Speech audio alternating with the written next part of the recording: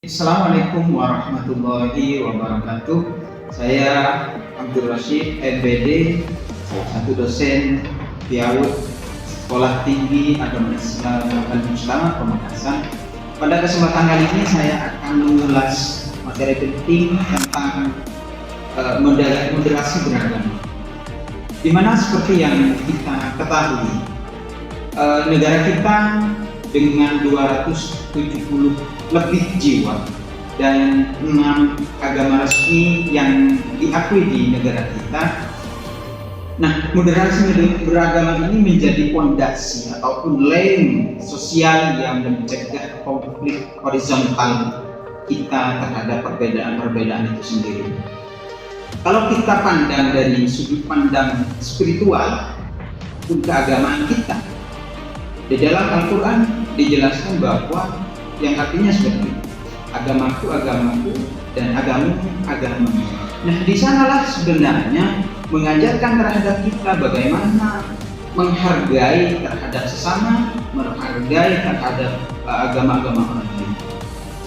Yang kedua, kalau kita lihat dari sudut pandang nasionalis ataupun negara ke negara, di sana ada menyebutkan tentang Bhinneka Tunggal Ika, berbeda-beda namun tetap setujuan.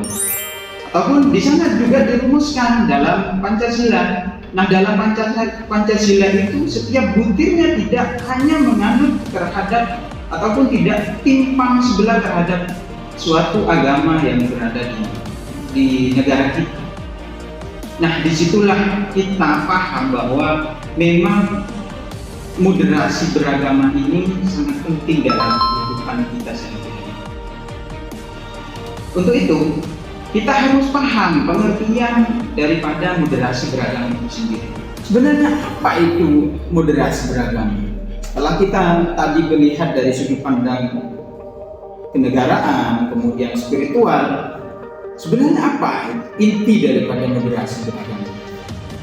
Sebenarnya adalah moderasi beragama itu cara pandang kita, sikap kita, dan praktek beragama yang mengambil jalan tengah sehingga kita terhindar dari ekstrim konservatif dan juga ekstrim liberal. Apa itu ekstrim konservatif? Yaitu memahami agama secara kaku, kemudian menolak perbedaan dan mudah menyalahkan kelompok-kelompok lain. Nah, itu sebenarnya yang ingin kita hindari dari moderasi beragama ini, dari belajar moderasi beragama ini di lingkup kampus, khususnya di pendidikan anak usia dini. Kita akan mengetahui, kita akan memahami perbedaan-perbedaan antara perbedaan pemahaman ataupun perkembangan dari anak usia dini itu sendiri. Kalau kita sorot dari sudut pandang pendidikan anak usia dini sebagai prodi kita, nah dari situlah kita akan memahami perkembangan dan perbedaan-perbedaan intelektual yang dimiliki oleh peserta didik kita. Itu yang pertama, yang konservatif.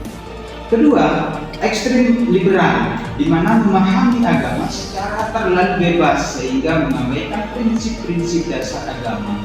Artinya itu, setelah kita moderat terhadap agama, bukan berarti kita mengikuti terhadap agama orang lain itu sendiri, tetapi kita bagaimana berupaya agar kita tidak merugikan terhadap orang lain dan orang lain tidak membuat kita terancam ataupun mengganggu terhadap kekhusyukan kita dalam beribadah.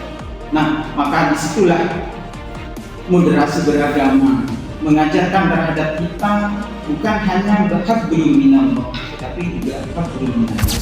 Maka bagaimana kita sebagai pendidik dan calon pendidik mampu membedakan karakteristik anak ataupun kemampuan intelektual anak berdasarkan pemahaman-pemahaman ataupun tingkat perkembangan anak itu sendiri. Maka dari itu, saya rasa pemahaman terhadap moderasi beragama ini bukan hanya tentang bagaimana kita berhubungan dengan Tuhan, tetapi bagaimana kita berhubungan dengan manusia, termasuk terhadap peserta didik kita.